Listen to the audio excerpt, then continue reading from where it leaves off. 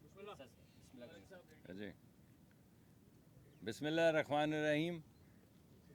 سب سے پہلے تو میں سیکرٹری صاحب کا بہت شکر گزار ہوں کہ وہ تشریف لائے، اور ہمارے دوست جو ہیں پچھلی دفعہ ہمیں مینگرووز لے کر گئے تھے، اس مرتبہ بھی انہوں نے وعدہ کیا ہے لے کر جائیں گے. اور ماشاءاللہ اتنے امپریسو مینگرووز ہیں اور اتنا شاندار کام ہو رہا ہے یہاں پہ سندھ میں، جو لوگوں کی آنکھوں سے اوجھل ہے. کہ آج کی شجر کاری کا ایک بڑا مقصد یہ تھا کہ وہ کام جو اصل میں ہو رہا ہے، جو کام نہیں ہو رہا وہ تو آپ کے سامنے دن رات ٹیلی ویژن پہ چل رہا ہے، مگر تھوڑا ذکر اس کا بھی ہوتا چلے، وہ کام جو ہو رہا ہے. تو اس وجہ سے میں حاضر ہوا، اور میں بڑا شکر گزار ہوں کہ یہ دونوں اصحاب دوست ہمارے جو لیڈ کر رہے ہیں اس انیشیٹو کو، وہ دائیں بائیں بیٹھے ہوئے ہیں. آپ کو معلوم ہے میں نے وہاں پہ کیا دعا مانگی؟ جب ابھی درخت لگایا تو کیا دعا مانگی؟ دعا یہ مانگی کہ اللہ سب کی حفاظت کرے. دعا یہ مانگی کہ وہ طوفان، وہ جو چلا ہے پہاڑوں سے اور گھومتا گھماتا پہلے خیبر پختونخوا اور گلگت بلتستان میں بربادی کرتا، خیبر پختونخوا میں بربادی کرتا، آزاد جموں کشمیر میں بربادی کرتا، پنجاب کی سرحد میں داخل ہوا اور وہاں پہ بربادی کی. اور پہلے جو بربادی ناروال اور سیالکوٹ میں ہوئی، اور اس کے بعد وہ سیلاب کا دھارا جو ہے اب سرگودا تک آ رہا ہے، سرگودا تک پہنچ گیا ہے، اور اب وہ سدرن پنجاب میں جا رہا ہے. اور سدرن پنجاب میں جب وہ تریمو کے مقام پہ اکٹھا ہوگا تو اس میں اور زور آئے گا، اور اس کے بعد جب وہ پنجنت پہنچے گا تو اس میں اور زور آئے گا، اور اس کے بعد پھر وہ سندھ میں داخل ہوگا. تو ہمیں حکم دیا گیا وزیر اعظم کی طرف سے کہ جس جگہ پہ سیلاب جا رہا ہے یا جانے والا ہے آپ سب وہاں پہ پہنچیں. تو کل میں چناب کے ساتھ ساتھ جتنا رقبہ جو آج آپ کو زیر آب نظر آ رہا ہے وہاں پہ موجود تھا، اور ایک گاؤں میں ہم گھوم رہے تھے، اور وہ 1122 والے لڑکے اگر آپ اس پانی کے بہاؤ کو دیکھتے جس میں وہ کشتیاں چلا رہے تھے اور منتیں کر رہے تھے، گاؤں کے لوگوں کی منتیں کر رہے تھے کہ اللہ کا واسطہ ہے اپنے بچوں کو لے کے اس تباہی کے راستے سے ہٹ جاؤ. اور بہت سے سمجھدار لوگ تھے، بہت سے بزرگ تھے، بہت سے دینی لوگ تھے جنہوں نے ہدایت دی اور شرکت کی اس کار خیر میں، اور بہت سے لوگ راستوں سے ہٹ گئے. مگر جب ہم پہنچے تو ابھی بھی 20 لوگ جو تھے وہ مصر تھے کہ ہم نے پہلے بھی بہت سیلاب دیکھے ہیں، یہاں پر نہیں آتے، یہاں پر نہیں آئیں گے. اور بہت منت سماجت سے ان کو بھیجا گیا وہاں سے، بہت منت سماجت سے. تو میں آپ کے سامنے بھی ہاتھ جوڑ کر وہی منت سماجت کرنے آیا ہوں کہ اپنے بچوں کی، اپنے خاندان کی، اپنے جانوروں کی، مویشی کی، سب کی حفاظت کریں. ایسا تو نہیں ہے کہ ہم سیلاب کو روک سکتے ہیں، لیکن ایسا تو ہے کہ ہم سیلاب کے راستے سے ہٹ سکتے ہیں. تو آپ ہٹ جائیں نا.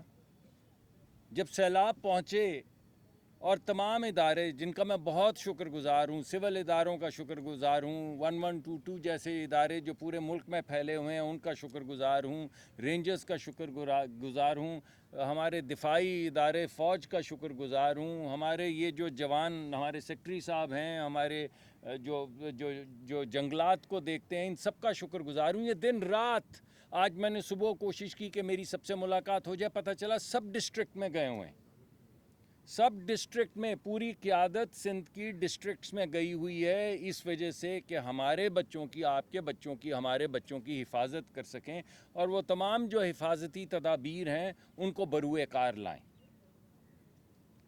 تو ایک تو میں دوبارہ آپ کے سامنے گزارش کرنا چاہتا ہوں کہ یہ خدائی آفت ہے، سیلاب ہے، اس کے راستے سے ہٹ جائیے اور اپنے بیوی بچوں کی حفاظت کیجیے، اپنے مال مویشی کی حفاظت کیجیے. آخری وقت میں جو ہٹیں تو جب آپ کو وارننگ ملے، 8 10 15 20 گھنٹے ہوں یا ایک دن ہو، تو میری گزارش ہے کہ اس راستے سے ہٹ جائیے گا.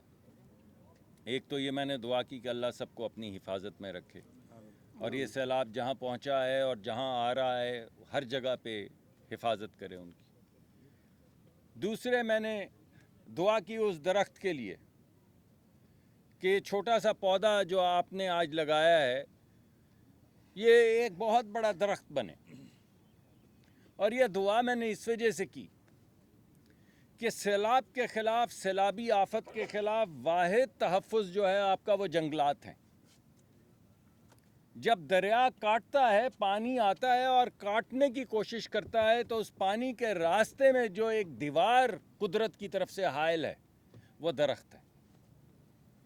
تو اللہ ہمارے بچوں کی حفاظت کرے، اللہ ان چھوٹے چھوٹے پودوں کو بڑا درخت بنائے جو اس طرح آنے والے وقت میں جتنی بھی آفات ہیں ان کے راستے میں ایک آہنی دیوار بن کر کھڑے ہو جائیں.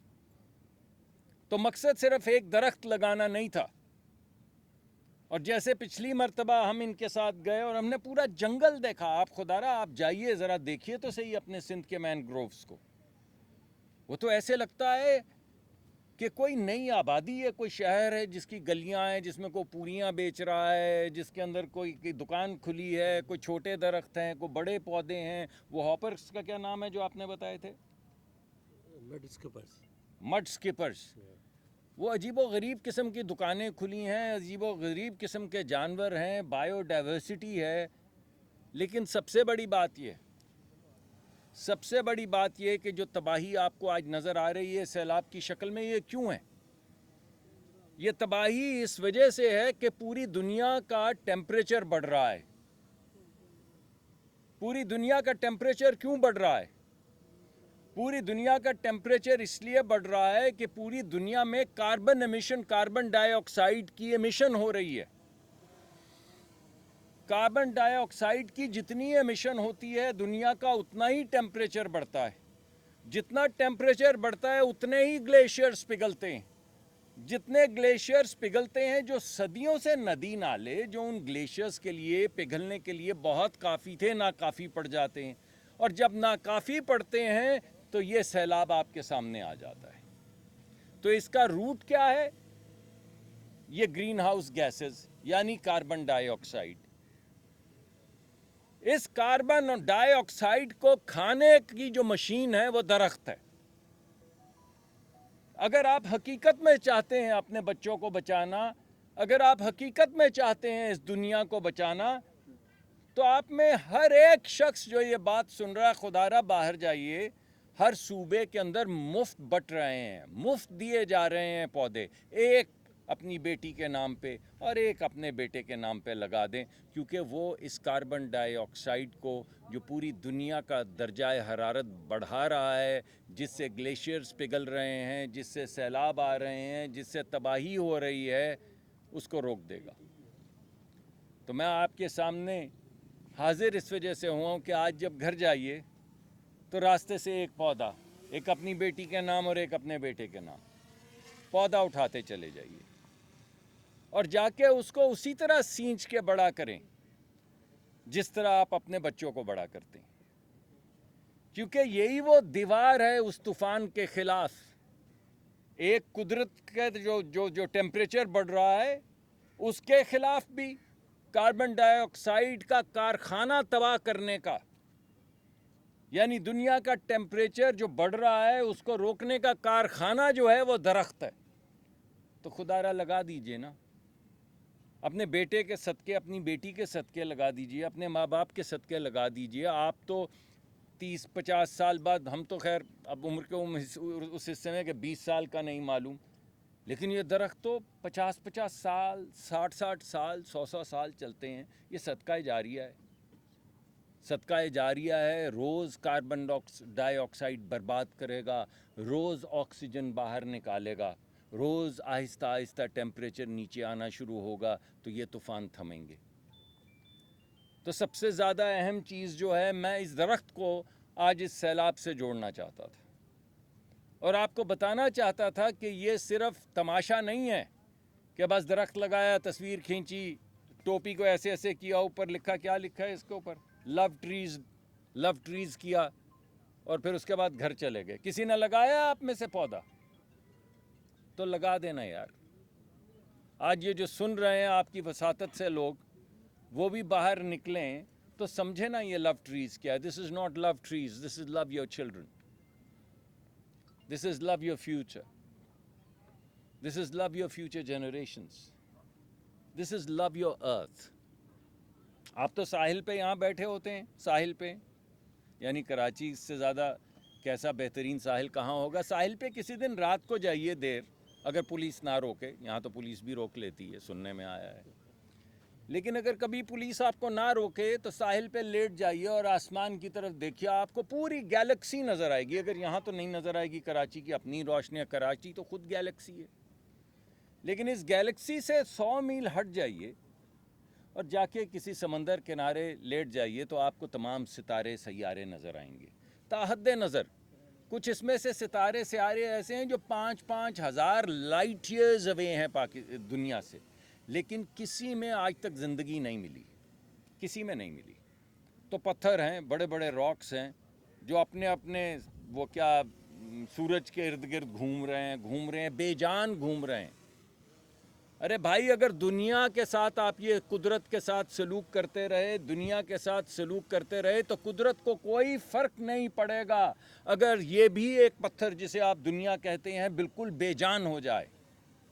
کوئی فرق نہیں پڑے گا, کیونکہ جہاں تک حد نظر آپ کی جاتی بے جان پتھر گھوم رہے ہیں. تو یہ بھی بے جان ہو جائے گا تو خدا کی قدرت کو کوئی فرق نہیں پڑے گا. تو اس کی حفاظت کریں, یہ نعمت ہے. اور جس طرح ہم اسے برباد کر رہے ہیں یہ ایسے چلے گا نہیں. اور دوسری میری آخری